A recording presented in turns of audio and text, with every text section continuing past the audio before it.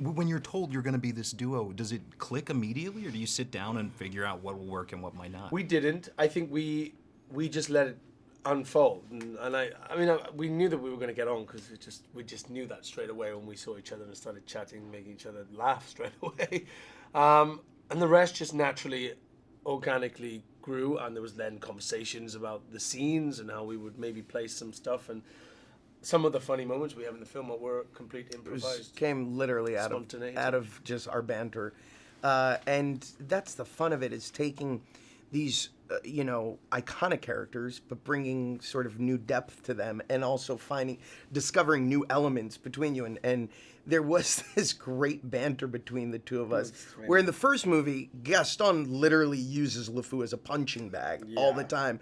And so we wanted to bring a little bit more wit to the affair, and it's completely changed comedically. Where it really began for me, just my obsession with the movie, was the first time I saw it, when I was about 8 years old, and it's been my favorite Disney animation ever since. So when I got the call, about being a part of this one, I was just sort of so thrilled and excited, and I think it sort of plugged into that 8-year-old inside of me that was, just obsessed with the original. When you're performing, what is physically there? Are you on set? You do a lot of it in the studio. You just your vocal work, and they video you doing your vocal work, and then they go away and they do their magic, and then for me I did the vocal work over a course of 2 years. Yeah, we were like sort of long gaps in between, where more of the rest of the sort of animation was coming together. Bill and I worked together on an HBO pilot years ago called Tilda, with Diane Keaton, and I fell in love with him then. I think he is one of the most talented directors I have ever had the pleasure of working with.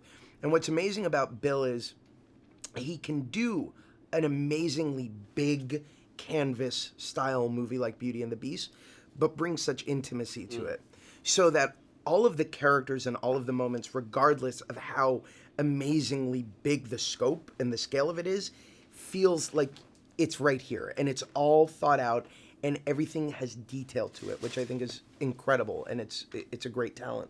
Yeah, I agree. I've known of Bill and his work for a long time, and we tried to meet a few times, and it hadn't happened. And the first time I got to meet him, finally, it was all like, we walked in the room, it was like, well, finally we get to meet. Now I'm going to sing for you. It was kind of fun for me, particularly with my character Plumette, because she was called Fifi in the original. She looked quite different. She sort of looked more like a sort of mop, sort of ostrich character, and now she's more like a sort of light, sort of dove almost, So it was kind of fun, that they had taken, a bit of a different imaginative leap with her, which was really cool. Yeah, and I think same thing with my character, that there was more backstory with her, and you see more of her sort of diva-ish qualities, and why she became the wardrobe, and it's pretty obvious. So for me, that was great to have that little change. I am curious for you, years and years from now, what advice do you have to the person stepping into the live-action Olaf? I hope I don't live that long. It's what's actually going to be really interesting is not years and years from now. It's going to be next year when they do the Olaf Broadway show. I'm so excited to see what that looks like. And the truth is in my mind, I saw Robin Williams as the genie in Aladdin, and nobody could ever replace that.